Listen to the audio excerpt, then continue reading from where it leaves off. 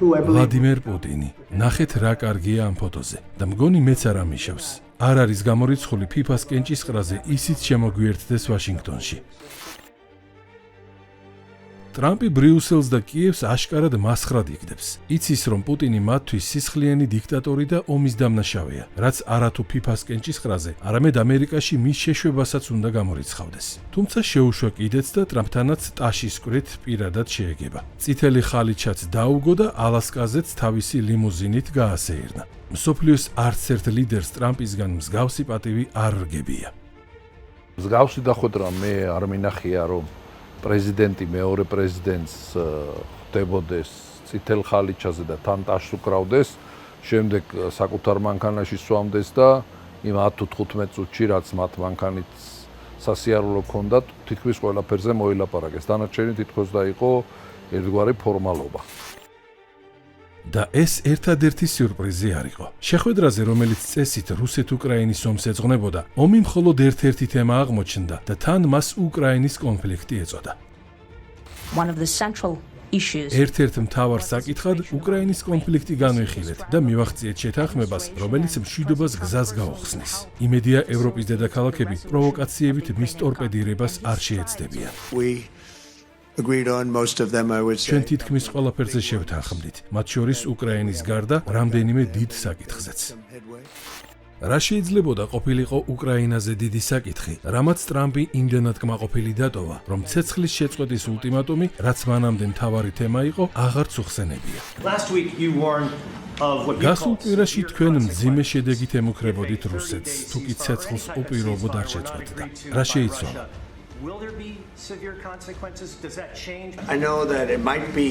ცეცხლის შეწყვეტა კარგი იქნებოდა, მაგრამ ჩემთვის გასაგებია, როდესაც ამა თუ იმ ქვეყანას ეს არ უნდა, ფიქრობ, მშვიდობაზე შეთანხმება ისედაც შესაძლებელია.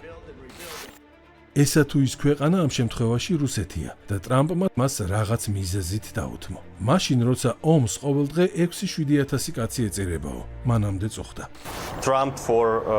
ტრამპმა ეს პოზიციაც დაუთმო პუტინს, რადგან ის პუტინის მფარველია. წითელ ხალიჩას უგებს ომის კრიმინალს. რა გასაკვირია, რომ ბოლო შეტევებისას რუსი ჯარისკაცები ტანკებიდან ამერიკის დროშასაც აფრიალებენ. ტრამპი აშკარად პუტინის მხარეზეა, მისი პრომოუტერია.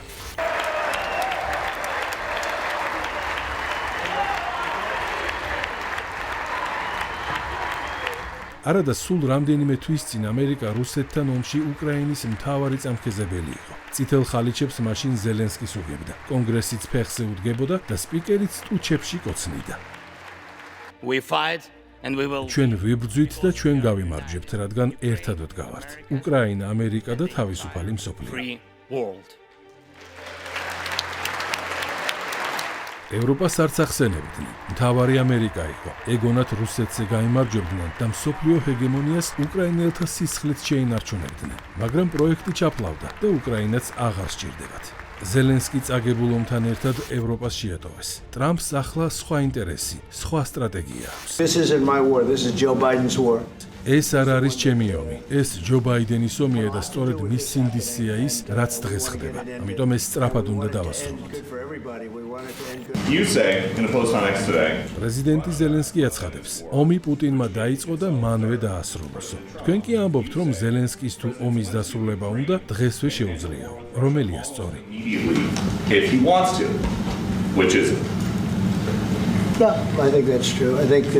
იახ, მე ასე ვფიქრობ, მას ექნება პუტინთან შეხვედრა და ექნება ომის დასრულების შანსიც.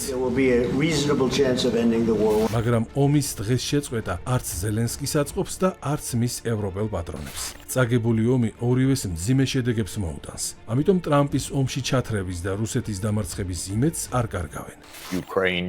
უკრაინას ჯარის შევსების რესურსი აღარ აქვს და არც სათანადო შეიარაღება. გარდაუვალია რუსეთი ომს მოიგებს. წაგებული ზელენსკი კი ტრამპს არ სჭირდება. ის თავიდანვე ბაიდენის მარიონეტი იყო. ახლა კი ევროპელების სათამაშოა. რა ამოძრავებს ზელენსკის? შიში, რომ თუ ომი დასრულდა, მეგა კორუფციისთვის ციხეში აღმოჩნდება და ამ შიშს ყოველდღე ათასობით უკრაინელის სიცოცხლე ეწირება. ჩემი ცოლი სამზარეულოს მაგიდასთან იჯდა, მე კი მეორე ოთახში ვლოცულობდი. უეცრად ყველაფერი კვამლითა და მტვრით გაივსო. ჩემი ცოლის საშველად მიხმობდა. წავედი მისი მიმართულებით და იატაკში ჩავარდი. იური დონბასში, დობროპოლიეში ცხოვრობს, რომელიც უკრაინის ფორტპოსტი იყო და რუსებმა 3 წელი ვერაფერი მოუხერხეს. დღეს კი ყოველდღიურად იბომბება. ჭურმა, რომელიც 5 სართულიან სახლს დაეცა, ყველა სართული გახვრიტა. იური ჩამოვარდნილი კარით იატაკში ორმოს ფარავს, რომ სამზარეულოში მოხვდეს. მცირე რუსულმა დანაყოფებმა დონბასის თავდაცვის ხაზი გაარღვიეს და რამდენიმე კილომეტრის სიღრმეში შეიჭრნენ. ისინი მოტოციკლეტებით გადაადგილდებიან, რაც მანევრირების კარგ საშუალებას იძლევა. დობროპოლიე დონბასის მცირე ქალაქია, რომელიც შეტევის შემდეგ დღეს უკვე цаრიელია. ჯერ კიდევ წინა კვირაში ამ ადგილას დიდი ბაზრობა და ხალხმრავლობა იყო. ახლა კი ხედავთ, როგორი სიცარიელია. ჩემი ხმა ეკოსავით ისმის ქუჩაში. დეზერტირობის მაჩვენებელი პიკზეა და ვერც მებრძოლთა როტაცია ხდება. საკმაოდ მალე დადგება მომენტი, როდესაც უკრაინა საერთოდ ვეღარ შეძლებს ახალი ძალის მობილიზებას და მისი თავდაცვის უნარიც ნულამდე დაეცემა. შესაბამისად დაეცემა უკრაინაც და ეს იქნება ნამდვილად დრამატული დაცემა.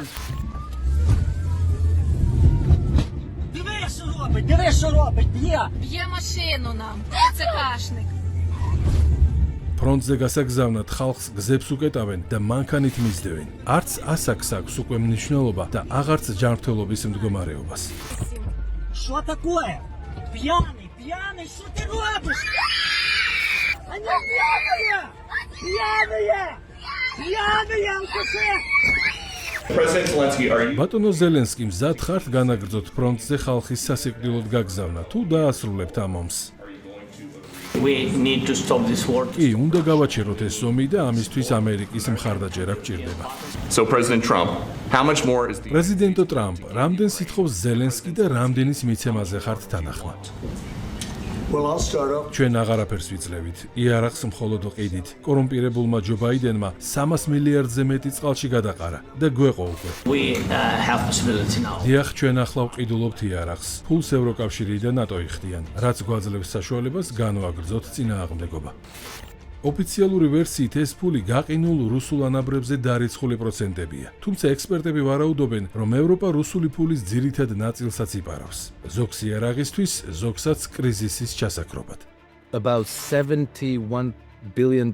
მხოლოდ ფრანგულ ბანკებში რუსეთის ანაბრები 70 მილიარდი იყო. დღეს კი ციფრი 25 მილიარდია. ეს აშკარად კრიმინალია. მოპარული ფული მაკრონმა საკუთარ ფინანსურ კრიზისს მოახმარა და ახლა ძალიან არ აწყობს ომის დასრულება. რუსეთს თუ სანქცია მოეხსნა, ფულის დაბრუნება მოუწევს, რომელიც აღარ აქვს.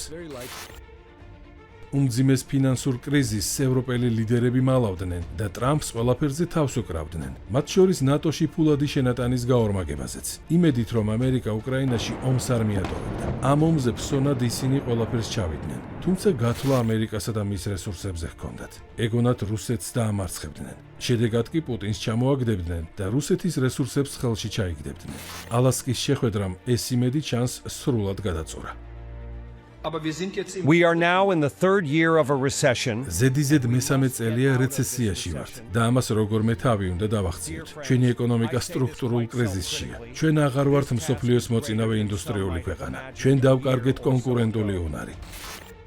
ექსპერტები მიიჩნევენ, რომ კრიზისიდან თავის დაღწევის შანსი ევროპას აღარ აქვს. რუსეთის იზოლაციაში მოქცევით ზუსტად ის ტოტი მოჭრა, რომელზეც იჯდა და შედეგად უკრაინაც კატასტროფისთვის გაწირა და საკუთარი თავიც. The cost of about $20 billion of Russian gas. 2023-ში Nord Stream-ის მილსადენი ააფეთქეს, საიდანაც იაფროსულ გაზს იღებდნენ და $2 მილიარდი ხარჯით წელიწადში 3 ტრილიონის პროდუქციას ქმნიდნენ. ეგონათ იზოლაციაში მოქცევით, სანქციებითა და უკრაინაში ომით რუსეთს დაამარცხებდნენ და მის აქტივებს დაეპატრონებოდნენ. ეს ყველაფერი ჩაეშალათ და 100 მილიარდ ევროსაც, რომელიც უკრაინას ომისთვის ასესხეს, ასევე დაემშვიდობდნენ.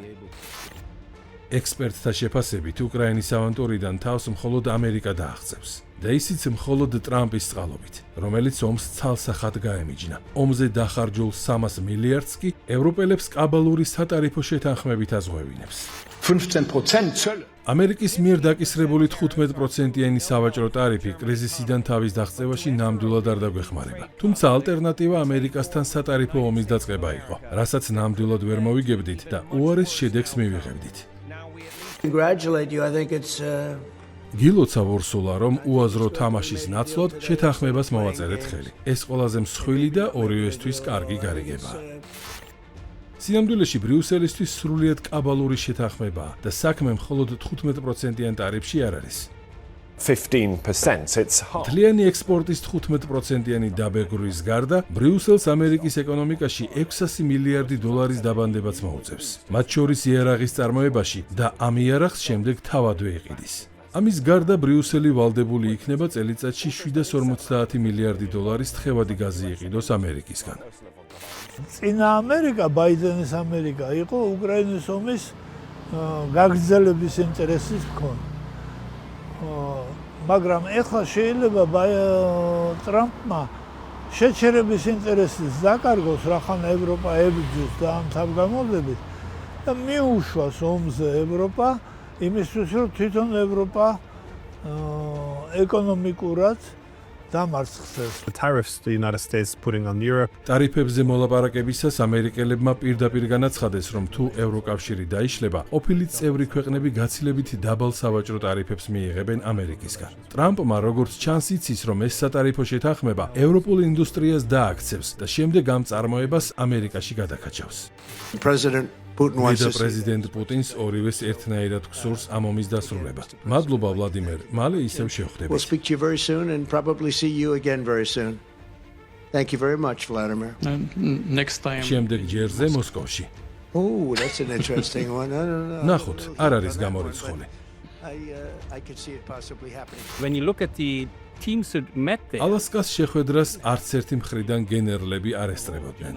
იცით რატომ? იმიტომ რომ ამერიკისა და რუსეთისთვის ეს ომი უკვე დასრულებულია. პუტინი ტრამპს მოსკოვში ეპატიჟება და ის ამას არ გამორიცხავს. ფაქტია, რომ დღის წესრიგში მათ ახლა სხვა საკითხები აქვთ. მათ შორის ითქვა კიდეც არქტიკის ათვისება.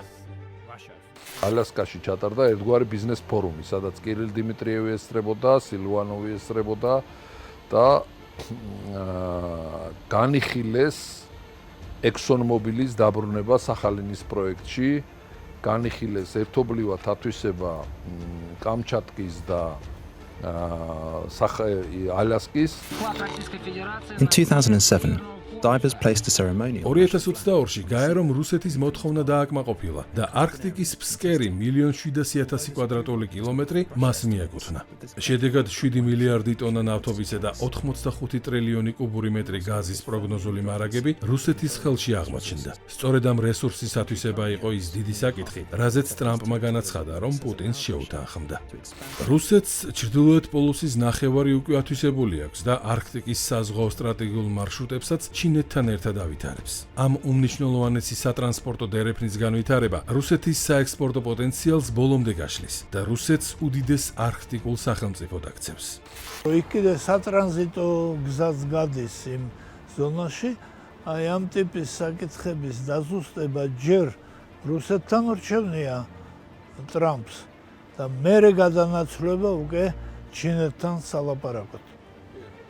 ამას ემატება ისიც, რომ არქტიკაზე რუსეთს 50 მსხვილი სამხედრო ბაზა აქვს საზღვაო პორტებითა და აეროდრომებით. ყოლის ნახევარკუნძულზე კი ბირთვული რაკეტები აქვს განლაგებული და ასევე ჰყავს ყინულმჭრელი გემების ფლოტი, რომელიც ნატოსას რამდენიმეჯერ აღემატება. We are entering a new world. მსოფლიო ახალ ეპოქაში შევიდა, სადაც ამერიკა ერთპიროვნული ჰეგემონია აღარ არის. მეორე პოლუსზე ჩინეთი დგას და კიდევ ერთ სუპერძალასთან, რუსეთთან მისი ალიანსი ამერიკისთვის დამღუპველია.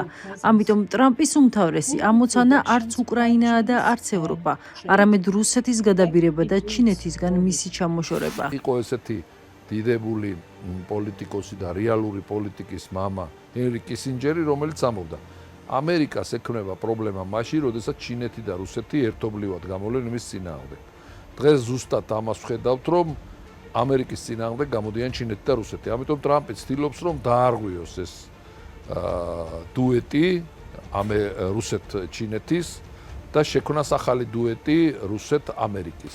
West can offer Russia რით შეუძლია ამერიკას, რადგანაც ეს მისი მიზანია რუსეთის მოხიბლო რომ დაეხსნას ჩინეთს.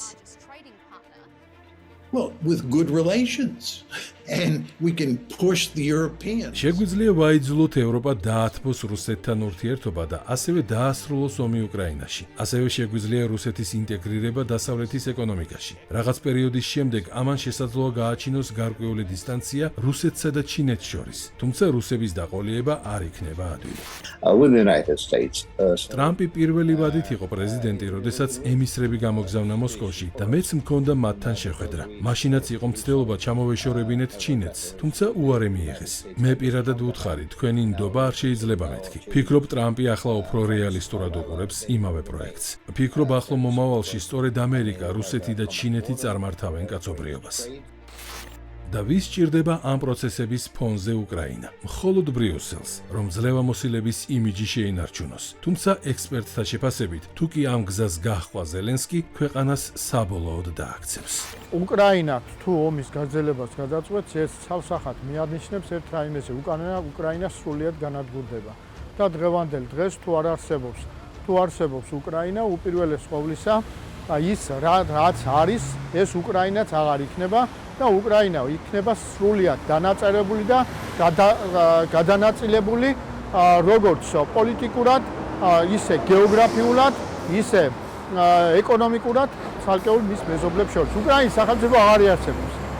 Ukrainians on the war versus Russia. იდეამ რომ ომს მოიგებდნენ, უკრაინის საზოგადოებაში კრახი განიცადა. თუ კი ომის დასაწყისში 73% მიიჩნევდა, რომ ქვეყანას გამარჯვებამდე უნდა ებრძოლა, დღეს სურათი შეტრიალდა და 70% ომის დაუყოვნებლივ და ნებისმიერ ფასად დასრულებას ითხოვს.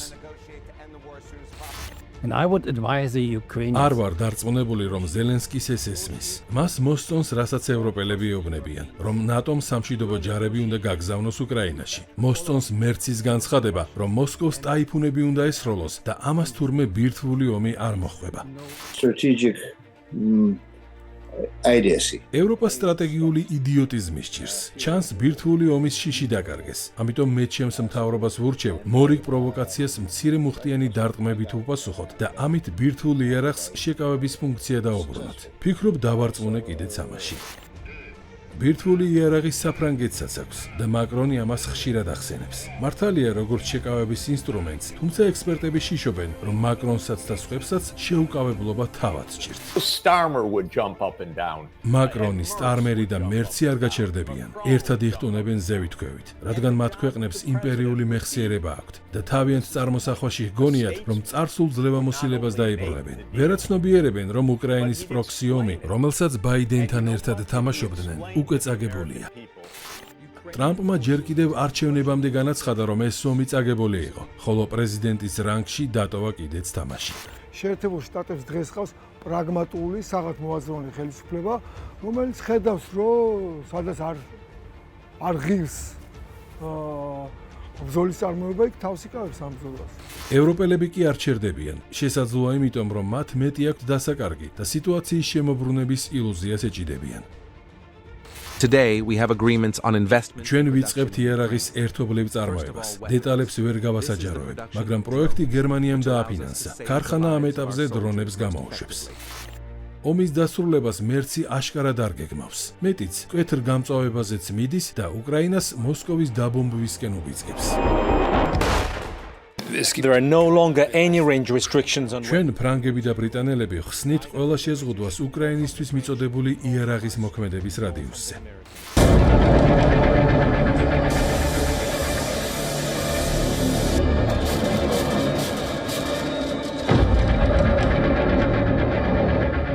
ამ დღეებში რუსეთმა საფსანის ბალისტიკური რაკეტების საწყობი ააფეთქა უკრაინაში, რომელიც გერმანიამ ააშენა. ამ სტრატეგიული წარმატებების ფონზე რუსეთი ომის დასრულებას არ აპირებს, თუ კი უკრაინა მის პირობებს არ დათანხმდება.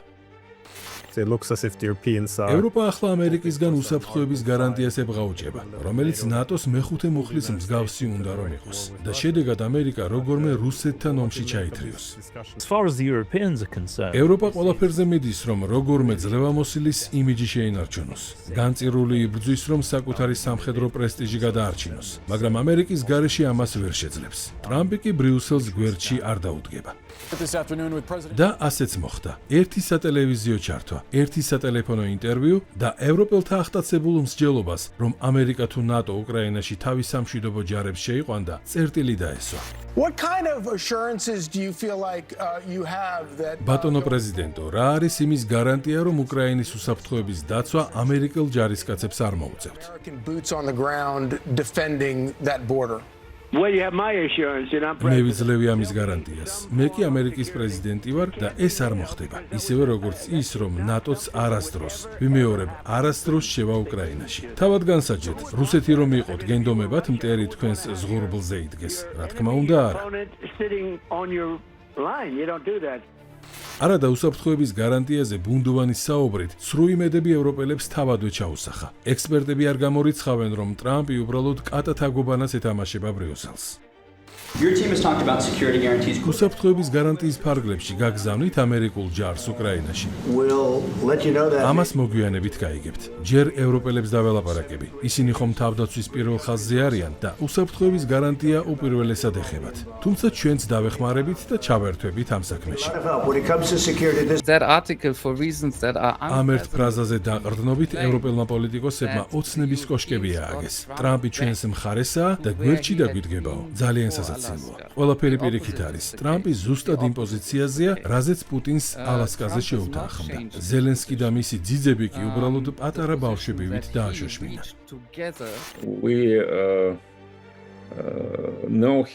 ტრამპი დეტალურად ყავს შესწავლილი ამ წლების განმავლობაში და მისი მერყეობა თუ პოზიციის მკვეთრი ცვლა რეალურად მისივე ტაქტიკაა, რომელსაც მეტოქის დასაბნევად იყენებს და თან ამით ხალისობს კიდეც, თორემ თავიდან არჩეული კურსიდან როგორც წესი არ უხვევს. ევროპა რომ მარტო დარჩა ეს გამოჩნდა შემდგომ უკვე ვაშინგტონში, როდესაც ტრამპი შეხვდა ზელენსკის და 2 საათი ალოდინა დერეფანში ევროპის ლიდერები, დიდი ბრიტანეთის, გერმანიის, საფრანგეთის, იტალიის და ევროკავშირის, ნატოსი და ასევე ფინეთის ტრამპი ევროპელებს აშკარად აშაყირებს. ოვალურ ოფისში მათთან შეხვედრის მიზანსცენა ბევრისთვის სწორედ ამის დასტური იყო. ევროპელი ლიდერები ტრამპის მაგიდის წინ სკოლის მოსწავლეებივით ისხდნენ, რომლებიც დირექტორმა გამოიძახა. Like school children. ეს ევროპელი ლიდერები, რომლებიც სკოლის მოსწავლეებივით დასხა ტრამპმა თავისი მაგიდის წინ, ამ ყველაფრის ილუსტრაციაა. პუტინი და ტრამპი ბერენგის სრუტეზე ხიდს გადებენ და ევროპა სრულ აფსაიდში აღმოჩნდება. And everything that the European leaders were saying. The fawning of those 7 European leaders to Donald Trump, which was just amazing. გასაოცარი ფოტოებია ამ 7 ლიდერის ტრამპთან შეხვედრიდან. სიყალბესთან ერთად მათი სისუსტეც აშკარაა. სკოლის მოსწავლეებივით ხედან დირექტორ ტრამპის წინ. ისე კი ბრძანების მოლოდინში მყოფ მინიონებსაც გვანან. ძალიან სახალისოა. ზუსტად ისე, როგორც თავის სატელევიზიო შოუ ეფრენთისში კრებდა ტრამპი მონაწილეებს თავის კაბინეტში, რომ გაეკიცხა და შოუდან რიგრიგობით გაეძევებინა. I'm going to ask the 5 თქვენ ხუთნი, მარკი, ფრიდრიხი, ემანუელი, კირი და ალექსანდრე დაბრუნდით თქვენს ოთახში, ხოლო თქვენ 3, ვოლოდიმერი, ურსულა და ჯორჯია გადით მისაღებში. მე ჯერ მოვითათბირებ და მერე დაგიძახებთ.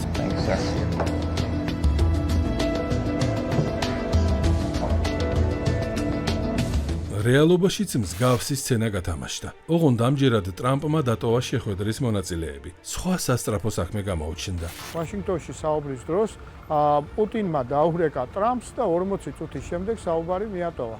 და რომ იტყვიან პირში ჩალაგამოვლებული დატოვა ეს ევროპელი ლიდერები. ეს შემთხვევით არ ხდება. ეს სოფლის თავყრილობა არ იყო იქა, რომ ვიღაცას დაეძახა სოფლის გამგებელისათვის იმას მიეტოვებინა შემდეგ ეს კრება და სხვას დალაპარაკებოდა. ეს ასე არ ხდება.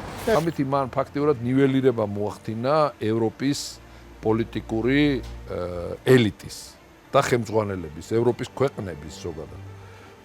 თან აქებდა და თან ამცირებდა, თან აშაყირებდა, პლუს და ეს ყველაფერი ახლა თვალნათლივ გამოჩნდა, რომ ევროპა არაფერსად წარმოადგენს დღევანდელ პოლიტიკაში. და ტრამპის მიზანიც ეს არის, რომ ევროპა მაქსიმალურად დაკარგოს თავის ფუნქცია, რომ ევროპა შემდეგ იაფად იყიდოს ალბათ. სავარაუდოდ ეგ არის მიზანი. President Trump can go to the ტრამპმა მოულოდნელად განაცხადა, რომ უნდა გასულიყო შეხვედრიდან, რათა პუტინს დალაპარაკებოდა. ევროპელი ლიდერები სახტად დარჩნენ. ამის შემდეგ ეს შეხვედრა ოვალურ ოფისში აღარც გაგრძელებულა. სხვა დარბაზში გაგრძელდა, მანამდე კი მარტოდ დარჩენილმა ზელენსკიმ და ორსულამ ჩანს საერთო სტრატეგია მოიფიქრეს ტრამპისთვის საჩვენებლად, რომ თუ კი ის უკრაინის ომიდან გვერდზე გადგება, მსოფლიო ამას ამორალურ ქმედებად აღიქვამს. I hope that really it can be historic role for the პრეზიდენტ ტრამპთან ერთად ალბათ ისტორიულ როლს შევასრულებთ, თუ კი რუსეთის მიერ გატაცებულ უკრაინელ ბავშვებს თავიანთ ოჯახებში დავაბრუნებთ და გავაბედნიერებთ. ეს ძალიან მნიშვნელოვანია და იმედი მაქვს ამ პრობლემის გადაჭრის გზას მოვნახავთ. Ursula, maybe on behalf of the Commission, you could say a couple of words. სახელით თქვა ორიოდე სიტყვა. It's a pleasure to be here. მადლობა, რომ საუბრობთ ათასობით გატაცებულ უკრაინელ ბავშვზე, როგორც დედა და ბებია ვიტყვი, რომ ყოველი ბავშვი უნდა დაუბრუნდეს თავის ოჯახს. ეს ერთ-ერთი მთავარი პუნქტი უნდა იყოს პუტინთან მოლაპარაკებისას. Thinking we're here for a different reason, but ჩვენ სხვა მიზეზით ვართ აქ შეკრებილები. თუმცა თუ კი თემიდან ავუხვევთ, ისტორიულ სავაჭროში თანხმებას ვახსენებ, რომელიც ჩვენ შორის გაფორმდა. გილოცავ ამას, ურსულა. Ursula von der Leyen saying like ურსულამ სცენა გაითამაშა, ვითომ გული აქვს და ის ბავშვებზე შესტკივა. სინამდვილეში ზელენსკისთან ერთად კამერების წინ სპექტაკლი დადგა, რომ ტრამპისთვის ეთქვა: "აი, როგორ პრობლემას გაორბიხარ, დაგვიდექი გვერდშიო." თუმცა ტრამპმა რა თქმა უნდა არ ჭამა. უთხრა კიდეც, დღეს სხვა თემაზე ვარ აქო. Anybody who pretends სრული ცირკია. შეუძლებელია გულდამწვარ ურსულაზე არ გაგეცინოს, რომელსაც ღაზაში ბავშვების წამებასა და ხოცვაზე 2 წელია თვალები დახოჭული. over 2 years now. ეს ლეგენდაც ათასობით გატაცებულ უკრაინელ ბავშვზე მისი მოგონილია, რომ რუსეთს არათუ აგრესიას, გენოციდსაც მოდავებოდა. რეალურად ფრონტზე მიტოვებული ბავშვების ევაკუაციაზეა საუბარი. მოლაპარაკების პროცესში უკრაინამ მხოლოდ 300 ბავშვის სიის წარდგენა შეძლო. თუმცა დღემდე 20,000 გატაცებულ ბავშვზე ავრცელებს დეზინფორმაციას. რა გასაკვირია, რომ ასეთი სპექტაკლების შემდეგ ტრამპმა გადაწყვეტილება შეცვალა და ზელენსკი პუტინის შეხვედრაში მონაწილეობას აღარ მიიღებს. ისე კი ცირკის მოწყობა მასაც ეხერხება. In the course of having these negotiations, თქვენ ორივე მხარესთან არაერთი შეხვედრა გქონდათ. რამ გაგაოცათ ყველაზე მეტად ზელენსკისა და პუტინთან მიმართებით? გამაოცა რა კარგად უგებენ ისინი ერთმანეთს. ამას არ ველოდი. ზელენსკი და პუტინის საუკეთესო მეგობრები ალბათ ვერ გახდებიან, მაგრამ ერთ-ერთზე შეხვედრას უჩემოდაც გაართმევენ თავს. ომი მათი დასასრულებელია. როგორც კი ტრამპმა თქვა ამიერიდან თვითონ მიხედეთ თავსო, რუსეთმაც ზელენსკისთან შეხვედრაზე უარი თქვა. ომის დასრულება მას ახლა ყველაზე ნაკლებად აინტერესებს. There is no meeting planned. არანაირი შეხვედრა დაგეგმილი არ არის. პუტინი მხოლოდ მაშინ შეხვდება ზელენსკის, როდესაც საპრეზიდენტო დღის წესრიგი მზად იქნება, რაც ამ ეტაპზე საერთოდ არ არსებობს. There are wasted time in the sense I don't. ზელენსკის და ევროპელებს რომ ვუსმენ, აშკარაა, რომ მათ შორის სამშვიდობო შეთანხმება არ შედგება. ომის ბედი საბოლოოდ მაინც ფრონტზე გადაწყდება. ომს რუსეთი მოიგებს, რაც უკრაინისთვის საბოლოო კრახი იქნება და ევროპასაც თავის საშინაო პრობლემებზე მოუწევს გადართვა. ევროპელები კიდევ დგანან შიდა პოლიტიკური საფრთხის წინაშე.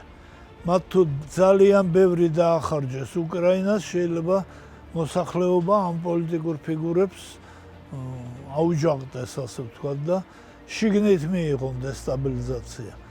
ამიტომ ევროპა ძლიერი პარტნიორი უკრაინისთვის არ არის. ევროპა დაუძლურებულია, ჩამორჩა ამერიკას, ვერ განავითარა მაღალი ტექნოლოგიები, ჩამორჩა რუსეთს, ვერ ააშენა ძლიერი არმია, ჩამორჩა ჩინეთს, ვერ აითვისა კოსმოსი. მიზეზი კი ლიბერალური იდეოლოგიაა, რამაც ის რეალობას მოწყვეტა. შეხედეთ ევროკავშირისა და ევროკომისიის შენობებს. ისინი ბროლის კოშკებში სხედან და საერთოდ ვერ ხვდებიან რა ხდება გარეთ.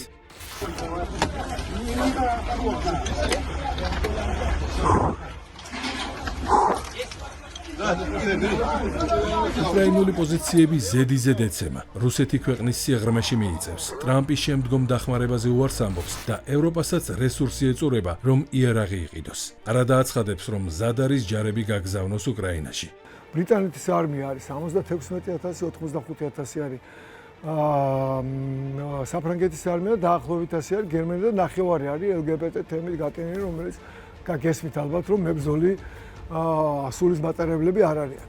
და რუსეთ დღეს ყავს 1,300,000 წვევამდელების გარდა. ბრძოლა გამოუვლილი არმია, პროფესიონალური არმია, რომელიც ბრძოლა გამოიარა.